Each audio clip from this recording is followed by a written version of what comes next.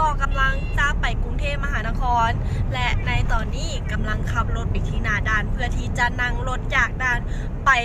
อุดรธานีแล้วก็ไปขึ้นเครื่องจากอุดรธานีไปต่อที่ดอนเมืองกรุงเทพมหานครนั่นเองเนาะและตอนนี้กำลังไปกับน้องเขียดไปน้องกบเขียดโอเคเดี๋ยวห้องหน้าด่านเดี๋ยวเช็คอินนิดนึงเนาะว่าสภาพรวมๆเป็นแนวใดตอนนี้กบกับน้องเขียดห้องหน้าด่านแล้วมื้อนี้นะป้าโคมารถหลายนี่เดี๋ยวให้เบิ่งคือว่าอะไรเนาะมื้อนี้วันเสาร์คนออกไปเที่ยว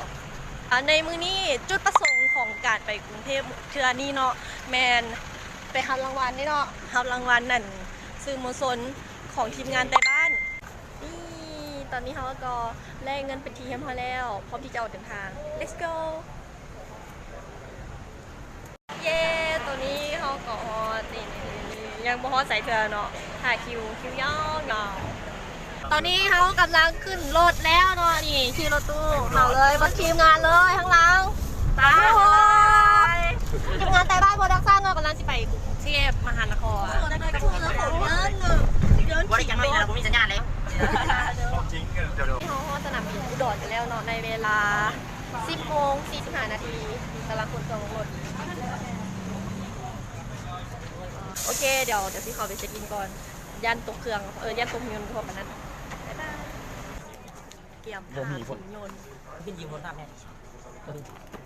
โอเคเนาะไปเจอกันเด้อตอนนี้เขาก็ขึ้นเครื่องเป็นที่เรียบร้อยแล้วอีก 45 นาทีเจอกันที่แบงคอกเย้ตอนนี้เขาก็ฮอดแล้วเนาะบางกอกรถเข็มก่อนนั่นเองในเวลา1:00แต่เด้อโอ้ฝนมีคงวินหัวมากเลยตอนนี้จะกินข้าวไม่กินหมี่กับมาส่วนทีนี้นะน่าเหลืองมากเลยน้อยใจเลยฮัลโหลสายบ้านเอ้าก็เดี๋ยวว่ากินไม่ได้กินนะเดี๋ยวนี้แต่สาวคุณยังไม่ได้กินเลยทะเลไปยูเจได้ก็บอกหิวข้าวโซนกินข้าวพอแล้วมื้อนี้เอาเตียงคู่มื้อนี้มาคู่2 คนเอาแบบสมอน้อยแต่ว่าอุ่นโอเคพอเวลาไปกินข้าวแล้วตอนนี้2 โมงแล้วยังพันได้กินข้าวสวยเถอะกินต้มมีตั้งแต่11 โมงตอนนี้คือเขาหิวข้าวแห้งเดี๋ยวขอตัวกินข้าวก่อนบ๊ายบายหิวมากเลยอ่ะพวกทีมงานก็จะไปก่อนซาโพด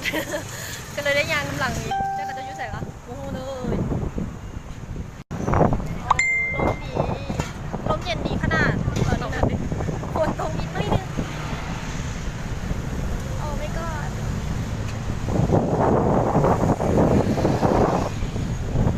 งานแบบชิวๆเนาะนี่เป้าหมายก่อนอื่นทุเรียน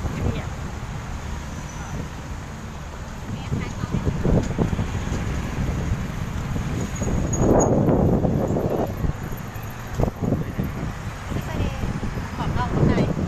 นเอาเลยของนอกรุ่นใน